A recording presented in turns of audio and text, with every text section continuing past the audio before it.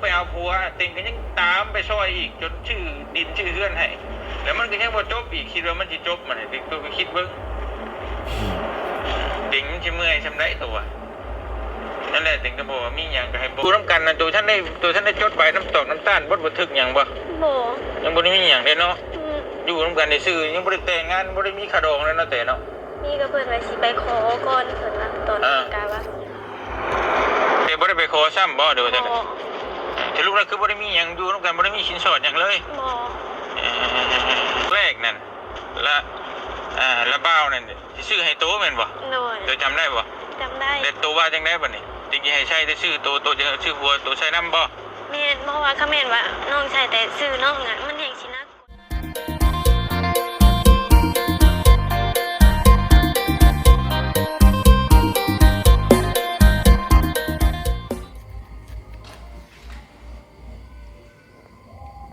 กับสบายดีเนาะพ่อแม่พี่น้อง FC เบิ้สุขุสุคนเนาะเพียงเนาะหรือว่าทางฝั่งลาวหรือว่ากับสวัสดีพี่น้องทางฝั่งไทยอีกตัวหนึ่งที่เข้ามาเบิ่งมาชมคลิปส่ง YouTube ของเรายังใช้ใจกันโดยวี2พี่น้องเนาะดีคือเก่าคือเดิมพี่น้องเลยเนาะเพิ่มเติมกับที่ทางบ้านทางเรือนรอบดึกๆพี่น้องเนาะรอบค่ำกับอัดคลิปลงตามธรรมศาสตร์ของเราเวียงเนาะเมื่อเราคลิปอะไรปล่อยกันปนเปื้อกันลงไปพี่น้องเนาะหลังจากที่ว่ามาแต่ถ่ายคลิปเนาะอยู่ทางบ้านทางเรือนของทางน้องดอยไอ้บุญเกิงคุณนายพี่น้องเนาะกับเอฟซีหลายๆคนเพิ่นกะว่าพอแล้วเพิ่นเนาะทางเงินเราเวียงทางเงินเขตของน้องดอยนะพอแล้วไล่จำนั้นแต่ก็พออยู่ได้ละพี่น้องเนาะไม่ต้องไปทายหรอกพี่น้องเนาะแต่ก็อันนี้เราเวียงกับจีขอว่าหน่อยนึงน้องเพียงเนาะเพราะว่าเราเวียงกับเขาไปทายเพื่อให้ผู้คนอยากเบิ้งน้องเพียงเนาะเบิ้งในกะในเรื่องการช่วยเหลือของเพิ่นน้องเพียงเนาะทางเราเวียงเองนี่ก็บ่ได้มีหยังดอกพี่น้องเนาะแต่ว่าเอาคลิปให้ FC ไปต้อน FC แต่ละคนน้องเพียงเนาะเบิ่งชมนำกันพี่น้องเลยเอาก็เพื่อว่าเฮ็ดคลิปเนาะพี่น้องเฮ็ดคลิปแล้วก็ทางที่เฮาสะดวกไปว่าง่ายๆทางก็ไปถ่ายแต่เคสใหม่ๆก็ยังบ่ได้ไปหาอยู่พี่น้องเนาะยังบ่ได้ไปหาเลาะหมู่ครูหรือว่าทีมงานเนาะก็บางคนเพิ่นก็ยังบ่แล้วเข้าแล้วงั้นแล้วนะการที่เฮาจะไปไกลหรือว่าไปหาเลาะเขตอื่นเนาะพี่เนาะบางทีมันก็ได้ไปนอนคืนหรือว่าไปไกลแล้วก็บางทีเขาอาจจะมีหมู่เนาะเพียงเนาะอาจจะมีหมู่ไปผู้เดียวไรก็คืดย่านพี่น้องเนาะก็คืดย่านแน่หนึ่งมาคนทางอื่นไปเนาะไปบ้านนั้นบ้านนี้บางทีเขาเจ้าบ่คุ้นเคยนะพี่น้องเนาะเขาเจ้าบ่คุ้นเคยหรือว่าเขาเจ้าอาจจะบ่รู้จักกับเฮาเนาะพี่น้องเฮาก็บ่รู้จักกับเขาแบบนี้นะพี่น้องบางทีมันก็อาจจะมีความเกรงกลัวเนาะพี่น้องเฮาก็ย่านทางตามันบ่เห็นนะบางคนเขาก็อาจจะมีเนาะมีข่าวแบบว่ามีการปล้นการจี้บางคนก็เห็นเฮาไปว่าเฮามีเงินเนาะพี่น้องจริงๆแล้วเฮาก็บ่มีหยังหรอกพี่น้องเนาะเงินคำก็พอได้จะเติมน้ำน้ำมันเล็กน้อยไปซื้ออยู่ซื้อกินบางคนเห็นก็พวกนี้ไปหาถ่ายคลิปช่วยเรือเนาะเพียงเนาะแต่คิดว่ามีเงินพี่น้องเนาะบางเทื่อเขาก็คิดย่านไปทำนองนั้นแน่หนึ่งมากับขี่รถจักรขี่มอเตอร์ไซค์มันบอกคือแบบว่าถ้าว่านั่งอยู่รถใหญ่รถยังบางเทื่อบางทีเขาก็บ่ฮู้เลยพี่น้องบ่ามากับไผว่ามีหน่อยคนหรือว่ามาหลายคนขี่รถจักรนี่ผู้เดียวนั่งกระปอดไปไล่กับมันกับบอดี้เนาะพี่น้องนี่แหละต้องฟังเบิ่งให้มันตกเป็นหนาแรงกว่านี้ก่อนพี่น้องฝนยังตกคู่มือเลยพี่น้อง FC เนาะพี่น้องอยู่ทางบ้านทางเพื่อนเฮาหรือว่าทางแถวๆแล้วอยู่ลาวเฮานี่แหละปีนี้คือว่าเป็นปีที่ว่าชาวไร่ชาวนาเพิ่นอุกใจแฮงพี่น้องเนาะเฮ็ดไร่เฮ็ดนาหรือว่าผลทำเขาบางคนกับเขาจนออกงอก เต็งกันไว้เน่าตะพึดตะพือมันบ่มีหม่องเมียนเด้พี่น้องเนาะอย่างนี้แต่ว่าทางบ่เวียงเดี่ยวก็แต่รุ่นก่อนพุ่นพอดีมันเละให้ช่วงนะพี่น้องเอ้ยมันเละมันยังไงก็แล้วช่วงนั้นเนาะก็คือเก่าเท่านั้นพี่น้องเนาะก็ออกมาฟังความคิดความเห็นไหนก็ตามความคิดความเห็นของ FC เนาะเพียงเนาะหลายๆท่านพี่น้องเอ้ยเนาะก็เท่าที่เฮาเบิ่งคลิปเนาะพี่น้องเนาะเบิ่งคลิปก็คือว่าทางเงินบ่เตียงเพิ่นก็ได้ไปฮอดอันทางน้องแต่แล้วเนาะเพียงเนาะเพิ่นก็ได้ไปฮอดทางน้องแต่เป็นทีเรียบร้อยแล้วพี่น้องถึงจุดหมายปลายทางแต่ทางบ่เตียงน่ะเพิ่นกำลังนำตัวน้องแต่ลงไปพุ่นบาดนี่พี่น้องเอ้ยลงไปใต้พุ่นบาดนี่ อันไหนมันจบ เวียนให้ อะไรก็ เป็นจิต นี่ก็เรื่อง มีแต่เรื่องแต่อันนั้นบ้านตูว่าบอกมาลัดบ้านยังก่อนนะ มันเตาทาน บ้านหนองเวงโอ้ยเวงนี่ก็ถามแน่บ้านเตาถ่านอยู่ไสเบิ่งแต่ป้ายแล้วนี่ แล้วก็ไป บ้านนาสมพงษ์ สุดอรีบ่เตียงแล้วก็ไปลุยอรีพี่น้องเนาะ ภูดาวเจ๋งน้อยบ้านหนองสนุเอาเฮ็ดเตาถ่านโอ้เตาถ่านชงเยอะเอามันไม่นึก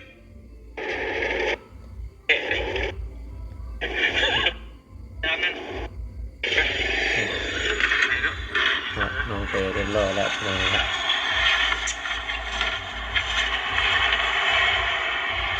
แต่ก็เบาเงาพี่น้องเนาะ กินแล้วข้าวน้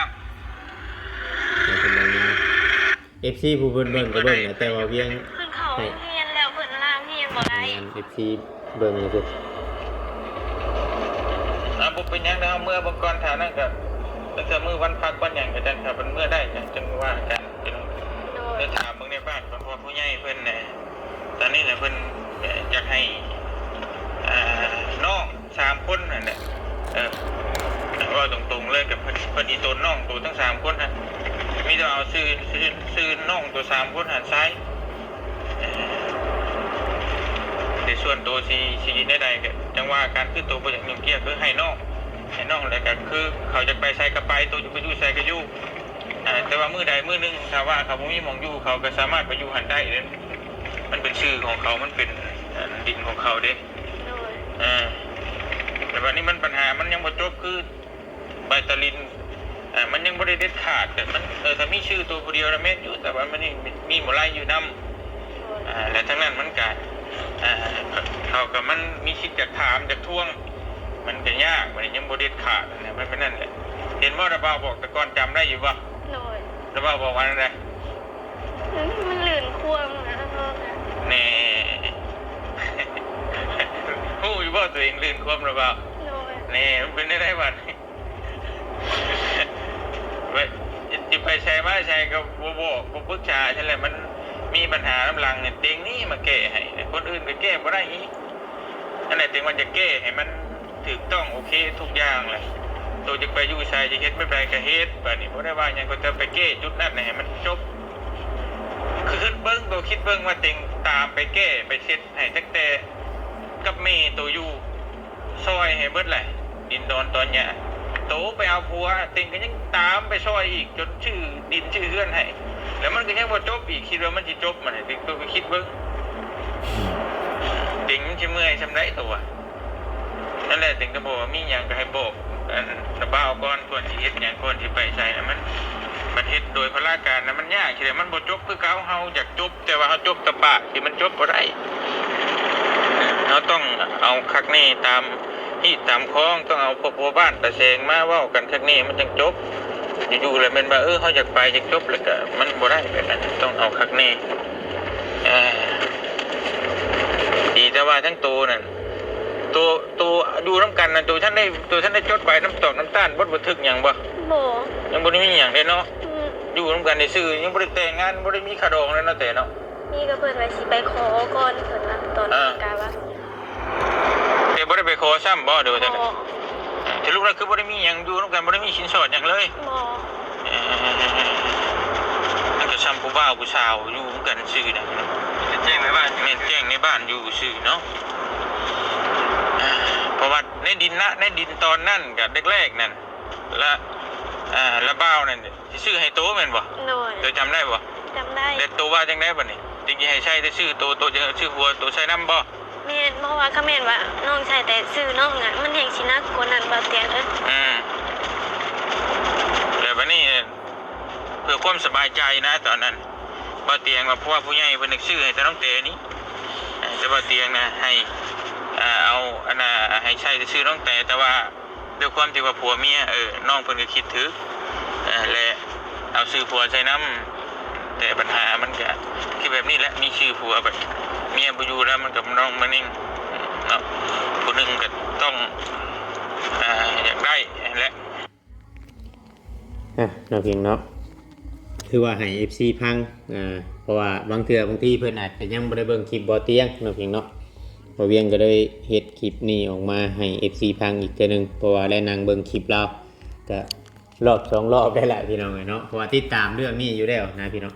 ติดตามเรื่องนี้อยู่แล้ว FC หรือว่าหลายๆท่านเพิ่นก็แชทกันเข้ามาหาทั้งบ่เวียงอยู่ว่าบ่เวียงเอ้ยว่าเรื่องนี้สิจบแบบใดเด้ว่าเนาะเฮาก็ยังบ่ฮู้พี่น้องเรื่องนี้สิจบแบบใดมีแต่ว่าชุดนำบ่เตียงพี่น้องเนาะคือว่าเรานี่ก็ชุดยอดแล้วเรานี่ก็คือว่าเล่นจนชุดกกชุดปลายเราสวยมาตั้งแต่เมน้องเตเนาะมาจนถึงรุ่นลูกพี่น้องเนาะสิมาจนถึงรุ่นเดนบอกคือว่าในไรครับเป็นรุ่นเดนในแม่นลูกของน้องตุ๊กอันนี้มันคือสิบ่ฮอดแล้วล่ะบัดนี้เนาะรุ่นเดนนี่คือสิบ่ฮอดนั่นล่ะตามที่ว่าเวียงเบิ่งเนาะนอกจากผู้ใหญ่ใจบุญเพิ่นสิเบิ่งหรือว่าเนี่ยใดเฮาก็บ่ฮู้อันนี้ก็แล้วก็มาจนถึงพ่อแม่ของน้องไล่น้องหยังน้องเองเนาะแต่กี้แต่ก่อนคือทางบ่เตียงเราก็เคยเว้ากับน้องเตว่าผู้ใหญ่เพิ่นอยากใช้แต่ชื่อน้องแต่เรื่องที่ดินเนาะบินเนาะวันนี้ย้อนว่าความเป็นผัวเป็นเมียทางน้องเตเพิ่นก็เลยจะเอาชื่อน้องไล่เข้ามาอีกพี่น้องเนาะอันนี้แหละความที่ว่าน้องแต่ดื่นความบ่เตียงเนาะเพียงเนาะ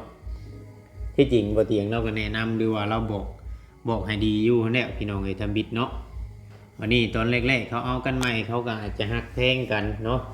เอากันใหม่อาจจะหักแพงกันแบบว่าผัวว่าเมียคิดว่ามันสิบ่มีเรื่องยุ่งยากตามมาน้ำหลักเนาะเพียงเนาะว่าง่ายๆว่าถ้าว่าเรื่องนี้เพราะว่าตอนนั้นมันเป็นอีกประเด็นหนึ่งที่ว่าทางน้องเตออกไปบัดออกไปแล้ววัดอย่าให้น้องไล่นี่ไปแต่งไปขออยู่น้ำกันมาหลายปีมันยังคือจะให้มาแต่งมาขอมันอีกประเด็นนี้แหละมันคัดกันแย่งคัดกันไปคัดกันมากก็เลยอันนั้นในช่วงที่ว่าเพิ่นเลิกกันใหม่ๆที่จริงเขาเจ้าอยู่น้ำกันมา4-5 ปี3-4 ปีบ่ง่ายใช่เนาะ4 ปีบ่น้องเพียงเนาะยังบ่มีการตกลงเจรจากันว่าสิไหวสิขอกันนี่ยังบ่มีอยู่นำกันไปละละอะไรพี่น้องแค่ว่าแจ้งนายบ้านว่าเป็นผัวเป็นเมียกันนะชื่อน้องเห็นเนาะมันก็แปลกอยู่ว่าหนึ่งมาถ้าพ่อแม่ทั้งอัน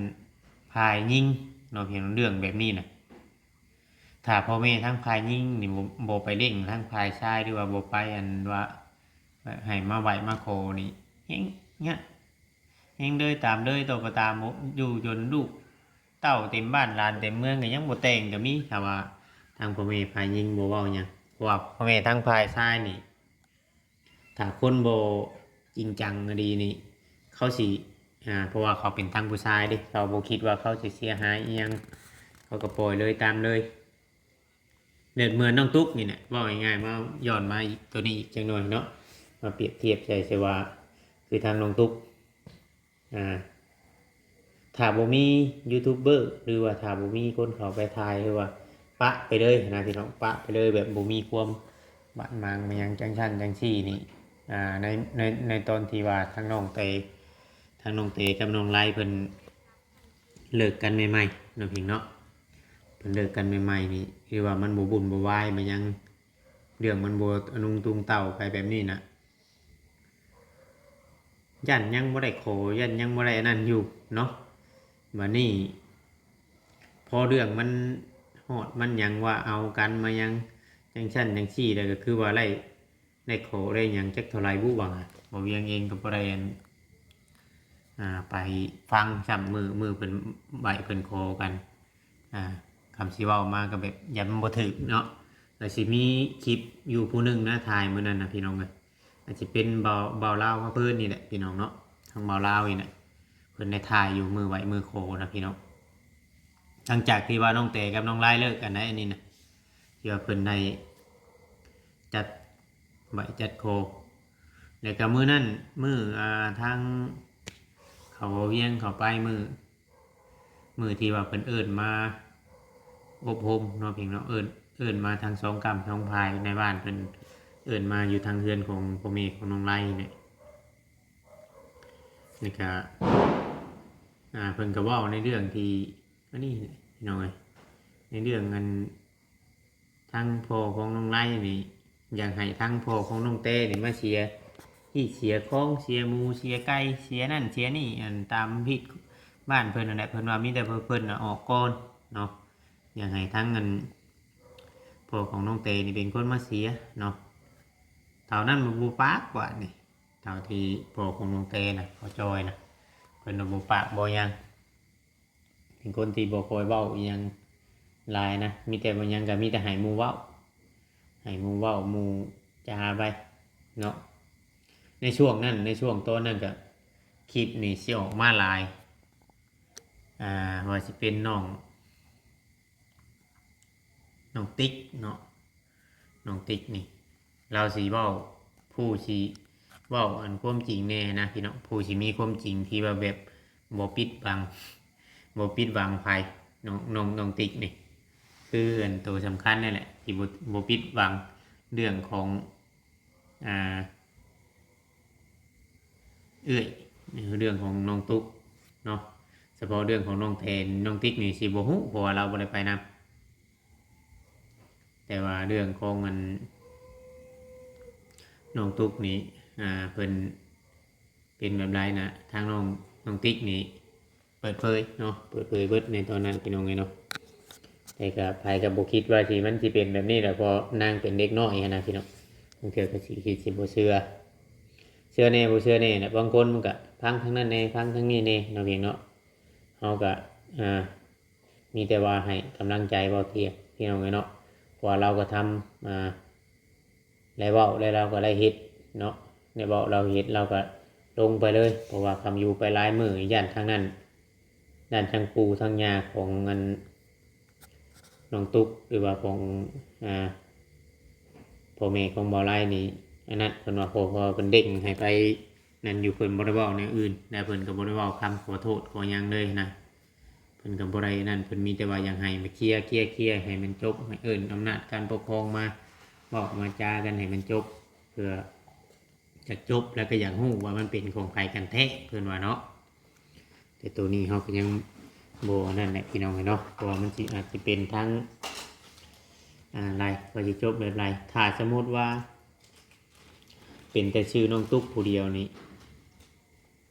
โดยต่อไปนี่อาจจะบ่ได้น้องตุ๊กนะถ้าเวียงคิดแล้วนี่ก็คิดของเวียงนะอาจสิอันถ้าคือบ่เตียงว่าวนี่เอาเข้าไปเบิด3น้องเนาะน้องตุ๊กน้องติ๊กน้องมิกหรือว่าน้องเตจะเข้าไปกับเข้าไปเบิดเลยแต่สิไผก็สิบ่มีสิทธิ์ขายนะครับคือ FC เพิ่นบอกว่าเอาเข้าแต่ชื่อน้องตุ๊กน้องติ๊กน้องมิกแล้วก็น้องเตเนี่ยบ่ไล่นี่เอาออกตัวนี้ครับบ่เวียงเองแต่ยังบ่ฮู้นำว่าเพิ่นสิเฮ็ดแบบไรเพราะว่ามันมีชื่อเราอยู่แล้วแต่เลขนี่มันนี่ก็ต้องขึ้นกับทางผู้หลักผู้ใหญ่เพราะผู้ใหญ่เพิ่นชื่อให้ได้ทำบิดเนาะคือบ่เตียงระเว้าเนี่ยเพิ่นสิใช้แต่ชื่อนางเตผู้เดียวได้พี่น้อง ในการซื้อดินซื้อโดนนี่อันนี้ในความคิดของบ่เวียงนี่ถ้าว่าการที่ว่าเขาจะซื้อดินซื้อโดนให้คนนี่ก็มันก็คำว่าจุดประสงค์ของผู้ใหญ่เพิ่นนิ่นให้เป็นห้องภายนะให้เป็นผู้เดียวแล้วมันจังสบายเนาะพี่น้องเนาะทำเพิ่นเว้าได้แหละมันจะบ่วุ่นวายนะนี่มันแบบนะพี่น้องเนาะมันแบบหากบางทีมันอาจจะเป็นบางครอบครัวแหละเพราะว่าเราไปซอยมานี่ก็หลายอยู่หลายครอบครัวเนาะพี่น้องเนาะก็บ่มีถึงขั้นว่าแบบนี้อันนี้คือว่าพฤติกรรมนะความรุนแรงแบบมันเกินมันเกินนะครับเกินคำว่าเด็กน้อยกับผู้ใหญ่อีกเนาะพี่น้องเนาะสิ่งที่ชุมเฮาเห็นตอนนี้ชาวโลกเพิ่นได้ฮู้ไปเบิดทุกสิ่งทุกอย่างต่างๆนานามันอาจจะเกิดขึ้นจากพ่อจากแม่เพิ่นว่าบางคนก็ว่าพ่อแม่บ่อันนั้นอันนี้แน่เนาะพี่น้องเนาะมีแต่ว่าให้ FC นี่เบิ่งเอาสิเว้าไปโลดก็มันก็อันนั้นพี่น้องเนาะมีแต่เบิ่งไปพร้อมๆกันเบิ่งนำมาแต่มื้อเกิดเรื่องเนาะนำมาแต่มื้อเกิดเรื่องเพราะว่าคำเว้าของน้องตุ๊กนี่มันยังเชื่อบ่ได้อยู่แล้วพี่น้องเนาะเพราะว่าเงินคำ FC เอาไปให้หรือว่าผู้นั้นผู้นี้เอาไปให้ก็มีแต่ว่าไปให้ปู่ให้ย่าหรือว่าให้ผัวเก็บตัวเองนี่บ่เก็บว่ายันมันเหียยันมันยังเลยครับบ่ฮู้ว่าทั้งปู่ทั้งย่าหรือว่าทั้งผัวทั้งหยังเอาไปใช้จ่ายหยังก็แล้วแต่เพิ่นเนาะตัวน่ะเพราะว่าเฮาก็บ่ฮู้แต่ว่าเงิน FC เอาให้นี่เราบ่ได้เก็บได้หยังเลยบ่มีนำเราเนาะแล้วก็มีแต่ว่าเบิ่งเนาะให้ FC สังเกตเบิ่งในว่าไปเฮ็ดงานเพื่อสิมาเฮ็ดงานปลูกไรอ้อยได้มือแล้วตัวนั้นตัวนี้ปลูกอ้อยปลูกหยังมันเงินแคมสิไปผากท้องผากหยังเลยคือว่าหยังว่าหยังได้พี่น้องไปหาหมอหาหยังเฮาก็คือว่าหยังว่าหยังทั้งบ่แสนแล้วเอาไปเลยด้ามเด็กหน่อยได้พี่น้องค่าหมอค่าหยังเขาก็บ่ได้ถึงขั้นว่าสิเอาเงินดวงเงินหลายหั้นนะเพราะว่าไผก็เคยมีลูกมีเต้าเนาะอยู่ห้องหมออยู่เว้าง่ายๆว่าอันนั้นอยู่ใช้อยู่บ้านเฮานี่ก็มันบ่ได้เกี่ยวกับสัมมนูตัวเลขอย่างคนท้องนะไปผ่าก็ได้ขอแค่ว่าบอกชื่อบอกหยังเพิ่นเอาเงินให้เพิ่นน่ะก็อันนั้นฮะในตอนนั้นน่ะคือว่าเป็นเรื่องยากพี่น้องเนาะเราก็เลยก็ไปเพราะว่ามันอยู่เมืองเพิ่นอาจจะบ่คือเมืองเฮาแต่มันอยู่คนละเมืองกับบ่เวียงนะพี่น้องเนาะแต่อาจจะบ่คือกันหรือว่าในหลายเนาะเพียงเนาะบ่พื้นง่ายๆกับเรื่องฮีตผีฮีตบ้านเพื่อนนี่แหละพี่น้องแต่ละคนแต่ละบ้านมันก็บ่คือกันเนาะอย่างเนาะมีแต่ว่าเป็นกำลังใจให้ทั้งบ่เตียงเฮ็ดให้มันชุดคุดให้มันถึงพี่น้องเนาะตามโตพอน้องแต่ขึ้นมากับน้องๆเพิ่นว่าสิได้ขึ้นมานำหรือบ่คือว่าไปเรียนอยู่ไทยอยู่หยังบ่เพิ่นเว้านะเฮาก็ยังบ่จักเนาะพี่เนาะหวังว่าน้องๆทั้ง2คนนั้นถ้าว่าได้ไปเรียนอยู่ไทยอดีก็ขอให้ทั้งน้องๆเพิ่นมีความรู้มีวิชาติดตัวเนาะเพียงเนาะเพราะว่าอยู่ไทยอยู่หยังบางเทื่อบางทีการศึกษามันก็อาจจะเป็นสิ่งที่ดีหรือว่าเฮ็ดให้น้องๆเพิ่นอยากทำอยากเรียนนึงเทื่อเรียนไปนึงเทื่อมีผู้ชงผู้เสริมไปมันก็ดีเนาะเพียงเนาะคลิปนี้ก็ประมาณนี้พี่น้องเอ้ยฮู้แต่ว่าทางบ่เตียงเพิ่นได้ไปเจรจาหรือว่าได้ไปโอ้ไปร่วมกับน้องแต่แล้วมีแต่สิเพิ่นสิถ้าเบิ่งบัดมือเพิ่นมาโอ้ร่วมกันอีกนั่นแหละพี่น้องเนาะแต่ก็มือต่อไปหลังจากเพิ่นไปฮอดพอฮอดหยังแหละไปฮอดก็คือเก่าแล้วบ่เวียงว่าเราก็เว้าบ่พันได้ดอกทางพ่อน้องเตกะเนาะมีแต่ว่าเบิ่งว่าทั้งปู่ย่าของอันน้องตุ๊กนี่เพิ่นสิโทรมาหาบ่จิตอีกบ่แน่เนาะเพิ่นสิเว้าหยังอีกเนาะเพียงเนาะพี่น้องสำหรับคลิปนี้ก็ลาพ่อแม่พี่น้องไปแล้วผิดพลาดกันใดก็ต้องกราบขอโทษขออภัยหลายๆพี่น้องมาเบิ่งมาชมก็ขอขอบมุกขอบใจขอบคุญทุกคอมเมนต์เนาะทุกการกดไลค์กดแชร์เนาะขอกล่าวคำว่าสบายดีพี่น้องเนาะ